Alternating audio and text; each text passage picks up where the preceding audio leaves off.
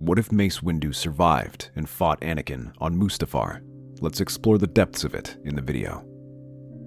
Anakin steps out of the CIS Council's control room, his lightsaber still ignited as he finishes the grisly work of slaying the last of the Separatist leaders. His chest heaves as he struggles to steady his breath and backs up. With this job done, the time has come to return to the Empire. Yet, as he approaches the landing pad, he hears the sound of movement behind him. He wonders if one of the council members survived and is trying to escape, but the figure who emerges is not a Separatist. Mace Windu approaches. His robes are tattered, with one sleeve empty where his hand once was. His face bears fresh burns, and his movements are slow and labored, yet his presence is no less commanding. There is something different about him, something darker and more ominous. With his offhand, he pulls out his lightsaber. You motherfucker! Master Windu, you should be dead. As should you. I should have killed you. I should have done so in the Chancellor's office. I should have done it in the Jedi Temple. I should have seen it sooner. I won't make that mistake again. Master Windu, it's already over. The Jedi are dead. The CIS Council is dead. You failed, just like the rest of them. You think I care about them? No. All I want now is your head. Mace's purple blade ignites. He steps forward and readies himself. Anakin's blue blade ignites as well with a snarl. He rushes at Mace, opening with a flurry of heavy strikes. Yet, even exhausted and with one hand, Mace blocks each one of these attacks. His offhand makes his movements clumsier, but he makes up for it with power. Anakin is shocked to see how strong he remains, and when his strikes land, it's like hitting a brick wall. The most he can do is stagger him slightly. With a roar, Anakin rushes at him again, throwing his hatred into the attack. Echoes ripple across the platform with their lightsabers clash. Anakin tries to press the attack, pouring his energy into his movement. But then Mace sweeps his hand and nearly sends Anakin flying back. He follows with a slash that forces Anakin to leap over him. The fallen Jedi tries to bring his lightsaber down, but Mace blocks this attack. The calculated precision of Vapad is critical, allowing Mace to absorb each attack. But something feels off. Rather than redirecting these attacks, they flow openly to Mace, who lets the darkness fuel him, tainting his soul as he strikes Anakin. Their blades dance in a storm of light, scorching the flames around them as the fight carries them across the platform and onto the surface below. Despite everything, Anakin can't seem to end the fight. Although he has the strength, Mace is relentless. As he fights, the memories of Anakin flood through him. Of all the times he's scolded the young Jedi, or seen him let his anger and emotions get the better of him, he thinks about all the signs he's seen, and opportunities he should have had, and then snarls. Despite his body screaming in protest, Mace continues to fight and goes on the offensive. He rains down attacks against Anakin. You don't understand. The Jedi were too weak to save Padme. They weren't able to do what was necessary. Oh, I know. I spoke to Obi-Wan before all of this. He told me everything. Pathetic. That's all it took for you to plunge the galaxy into darkness. You weren't worthy. You never were. Anakin's voice cuts through the clash of sabers as he slashes his lightsaber down with enough force to throw Mace back. For once, he manages to break through his defenses. He tries to follow up, but Mace delivers a force-enhanced kick to Anakin's chest, sending him tumbling down a hill toward the molten river. His tunic immediately catches on fire, and Anakin desperately tries to pat it out. Stumbling to his feet, he looks at Mace desperately, but the Jedi Master's face hardens and he turns away. Save yourself, Chosen One. Despite the bold words, he feels his chest heaving in exhaustion as the fight took everything out of him. As the adrenaline wears away, fatigue crashes down on him and he stumbles about until he collapses to the ground beside Anakin and extinguishing. Not long after, Palpatine arrives and surveys the pair. He can see how badly injured they are and orders his guards to load up Anakin to the transport. But as the Emperor glances over Mace, he can see that he was the one who emerged victorious, despite his injuries. Even with his injuries, the dark side flows strongly through him. Surprisingly, he orders his guards to rescue him as well. Both are taken to a secret lab where scientists go to work trying to save them. The damage to their bodies is too severe. To survive, both are encased in suits of armor. Anakin transforms into Darth Vader, But Mace is given a set of armor modeled on the Kaleesh, making him appear closer to Grievous than a human. Like Anakin, Palpatine places special needles that constantly sting Mace's skin to keep him attuned to the dark side, where even his famous discipline cannot keep the dark energy at bay. This keeps his mind weak, more malleable to Palpatine's influence. Though Anakin shall remain his apprentice, Mace will become his enforcer, the harbinger of his wrath, just as Dooku had Grievous. Once he is recovered, Mace initially refuses to serve under Palpatine, but with his body as damaged as it is, the Emperor has an easier time controlling him. Channeling the dark side of the Force, he uses lightning, mind control, and torture to coerce Mace. While Vapad should normally be enough, these needles in Mace's skin, probing and digging into his burns, prevent him from focusing. Soon, he succumbs to the Sith Lord's influence and agrees to serve under him. Palpatine starts by having Mace serve against CIS holdouts and radical resistance groups. These are foes Mace has long gotten used to fighting, and who he holds in low regard, so he has few qualms about destroying them. Across the Outer Rim, these groups fall one by one to Palpatine's new Dark Enforcers. However, Mace feels little satisfaction in their destruction. Instead of justice, all he tastes is bile. He wasn't doing this because he was bringing peace, but serving the whims of a madman, and those thoughts eat at him. For now, he pushes them aside and heads to a new mission. On Ryloth, a crime syndicate's fortress burns. Smoke rises from the aftermath of the battle, though a massacre would be more accurate. Mace Windu strides through the chaos as he cuts down the last remnants of this gang tied to Maul's Shadow Collective. The gang's leader, a burly Twi'lek, collapses at Mace's feet, his blaster clattering uselessly to the ground. Mace's cybernetic-enhanced grip tightens around his lightsaber hilt, his lone organic hand trembling slightly as he extinguishes the blade. Around him, the gang's hideout lies in ruins, bodies strewn across the ground, and yet the dark side lingers in this place. You've done the Emperor proud. Mace's gaze snaps up to see Maul standing from the rooftop of the ruins of the headquarters. His face is twisted in a grim smile as he ignites his lightsaber and drops it down to his face. Mace readies his own weapon, but the Dark Apprentice circles him and points his lightsaber at him. So, this is what you've become. A broken soul serving as a puppet for the Sith. Grievous would be proud as well. Mace's jaw tightens, but he doesn't respond. Instead, he responds by lunging forward, swinging his lightsaber at him. The Night Brother smiles and raises his saber staff, blocking the attack, and then twisting it around to strike at him. The former Jedi blocks these attacks and smashes his fist against him. Maul clutches his jaw and then rushes at him again. He leaps off the ground, using his momentum to whirl and strike at him. Their movements turn into a brutal dance as both warriors throw themselves into their fury. Mace pushes back these strikes and rushes at him, his lightsaber raining down attacks on Maul, who relies on superior agility to lash out at him. Mace takes these attacks in, using his control of Vapad to add to his strength on his own.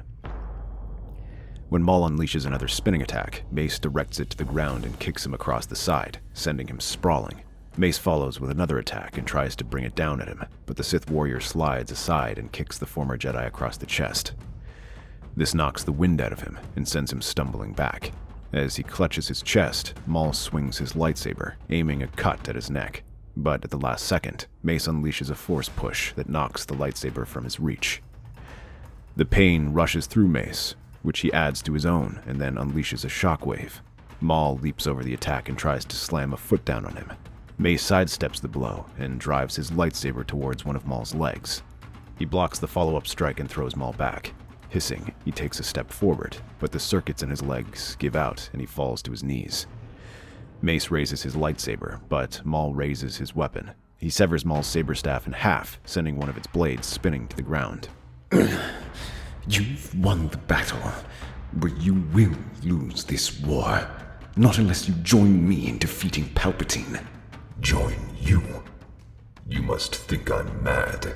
Not mad, but a slave. You're still a slave. A slave to him. No matter how many you kill, how much you destroy, it doesn't matter if you give yourself to the dark side. You'll never be free unless you move against him. I'm no slave. I follow my path. Then prove it, Jedi. I will, but not by trading one master for another. Mace swings his lightsaber and cuts Maul across the neck, sending his head rolling on the floor. But as he looks at his communicator where Palpatine is trying to contact him, he takes a deep breath. Corrupted as Mace's mind might be, his iron discipline remains as he looks at Maul's body. For the first time, he begins to feel a sense of power. He thinks back to Maul's first appearance so many years ago, and how he worried about the return of the Sith. But now, the apprentice is dead, and the master will soon follow. He crushes the communicator and finds Maul's ship before disappearing into the Outer Rim. However, as the dark side energy flows through him, Mace understands that simply using this power is not enough. He must learn to hone it and turn it into a proper weapon. However, he will not do so under the Sith's boot. Instead, he travels to the planet of Kalish, the same place that created warriors like General Grievous. Although he is long dead, his memory lingers as one of the most potent Jedi killers, despite lacking Force abilities. So it makes the ideal skill to hone his new powers. But as he approaches the war camp, the warriors regard him with suspicion. Some wish to kill him outright. Several raise their spears and try to strike him down, but Mace cuts them down and readies his lightsaber. I am here to learn. Your people bred one of the greatest warriors in galactic history. I need to understand his teachings. I've seen what happens when the Force is wielded without discipline. Grievous didn't need the Force to cut down the Jedi. I need to know what he knew, how to fight like a warrior, not a slave to power. The Kalish murmur amongst themselves, their gazes praising him. Finally, one of the elders steps forward and offers him a hand, but promises this training will be fraught with danger. True to their words, the training is brutal, stripping Mace of any illusions of superiority he might have held. They often leave him in the wilderness without supplies, even taking his lightsaber to learn how to use his senses. They force him to hunt blindfolded and to endure physical pain without breaking. They teach him the ancient combat techniques that Grievous once mastered, how to turn an opponent's strength against them, how to exploit the weaknesses of even the most skilled foe, and to kill without mercy. Mace trains tirelessly, sparring against multiple opponents at once. It takes months of hard effort, but soon the Kalish elders deem Mace ready, and they allow him to leave and challenge the Empire. He soon makes a name for himself, becoming the figure of his nightmares. Imperial officers begin to disappear, their bodies found days later in their private chambers, their security systems inexplicably bypassed. Mace stalks the Empire's key officials, targeting those responsible for enforcing its tyranny. Moffs, governors, and high-ranking admirals who oversee the oppression of the Outer Rim. Using stealth tactics learned on Kali, he moves like a wraith, evading patrols and striking with surgical precision. When confronted by squads of stormtroopers, he employs the brutal combat techniques of the Kalish, cutting through them like they were training droids. The one survivor, a lone stormtrooper left cowering in a room, only lives because Mace permitted it, whispering a cold warning. Justice is coming. News of these brazen attacks soon spreads even to the heart of the Empire, where Palpatine immediately recognizes this as the work of his wayward apprentice. He sends Vader out to hunt him down, but this is exactly as Mace wanted. He doesn't just want to kill them, he wants to make them suffer by taking everything that matters to them. But Mace finds himself without allies either, as while the Empire fears him, the Rebel Alliance despises him. Many hear of his brutality and disregard for sentient life and refuse to work with him. Not that Mace ever approaches them. Instead, they place standing orders to apprehend him on sight. During one of his hunts, he finds a lone Inquisitor woman, one who survives the attacks on the Jedi Temple. This Inquisitor, Reva, offers him information after he defeats her, the identity of Anakin's children. Mace listens closely, sensing the sincerity of her words and how she offers to help him. Mace thanked her for the information before driving his lightsaber into her stomach. She can only gasp and watch as the former Jedi makes his way to Tatooine. Days later, Mace Windu's dark silhouette cuts through the dunes as he approaches the Lars homestead. There is no hesitation in his movements, only the grim determination. Owen Lars emerges from the modest home, shielding his eyes from the glare. He spots Mace's dark figure. As he glimpses his dark armor, bearing the markings of General Grievous, he understands the danger at once. He disappears into his home to contact Obi-Wan as he and Beru emerge a moment later, blasters in hand. Who are you? I'm here for the boy. You're not taking him. Mace ignites his amethyst blade just as the pair open fire. Mace deflects the bolts effortlessly, walking at a stroll as he advances towards them. Yet, even with that, neither one can land a shot. When he's close enough, Owen tries to swing his rifle at him like a club, but the former Jedi catches it in midair. Lars's eyes widen as Mace snaps it in half. Beru tries to aim at him, but Mace shoves Owen against her, throwing her to the ground. As they struggle to get up, Mace drives his lightsaber into both their bodies and enters the room. But as he enters the farmstead, he senses a familiar presence. Obi-Wan. Growling, Mace hurries through the house, kicking down the doors in search of the boy. But as he finds his room, he sees the open window.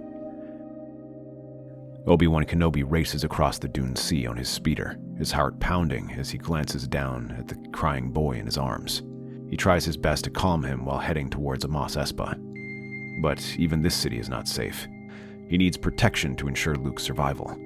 He briefly entertains the idea of contacting Bail Organa, but dismisses it as he will not have the resources to stop him. More importantly, it will risk exposing Leia as well. There is only one person who might have the power to stop Mace Windu. Vader. After a few tense hours of waiting, an Imperial shuttle arrives to pick up Obi-Wan, which takes him to a waiting Star Destroyer.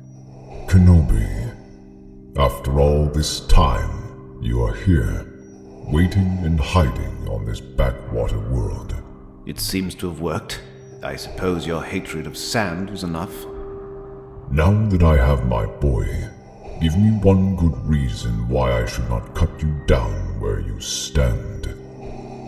I don't have time for your grudges. With Mace, you will need all the help you can get. Whatever hatred you have for me, put it aside for your son. Vader stares at Obi-Wan, his mind racing. He looks down at his fist, which clenches tightly as he glares at him. I was tasked with bringing Mace to justice. I do this for the Empire and my son, not you. But their escape off-world is far from secure. Mace soon pursues them, his starship dodging turbo-laser fire as it makes a beeline towards them. The stormtroopers sent to stop them are little more than an annoyance as he cuts them down. His movements seem almost inhuman, with speed and strength impossible to match. The Jedi Master cuts his way through to them until he makes his way towards the bridge. For a moment, there is silence until a huge dent appears on the blast doors. Vader and Obi-Wan raise their weapons as a second dent forms. By the time the third hits, a gap forms as the metal becomes warped. Then there is silence before the whole thing slams open. Mace advances, his presence heavy with the darkness. Vader, both of you stand here side by side. A Jedi and a Sith, united by fear. What do you intend with the boy, Mace? What do you hope to gain from all this? I intend to take everything from him, as he did to me. The child is innocent. As were those in the Jedi Temple.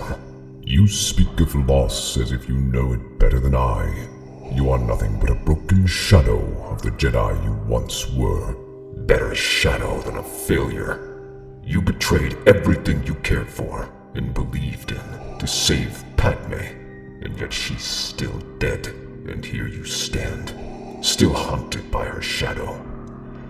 You are a dead man walking, and I mean to rip away what little purpose your life still has. Vader responds with a lunge, swinging his lightsaber, but Mace moves faster, sliding across the ground as he unleashes a tempest of attacks, his blade a blur of violent light as he pushes Vader back. Obi-Wan moves to join him, trying to grind down his assault.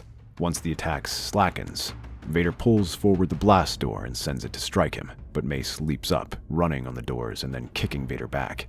He turns just as Obi-Wan strikes down at him.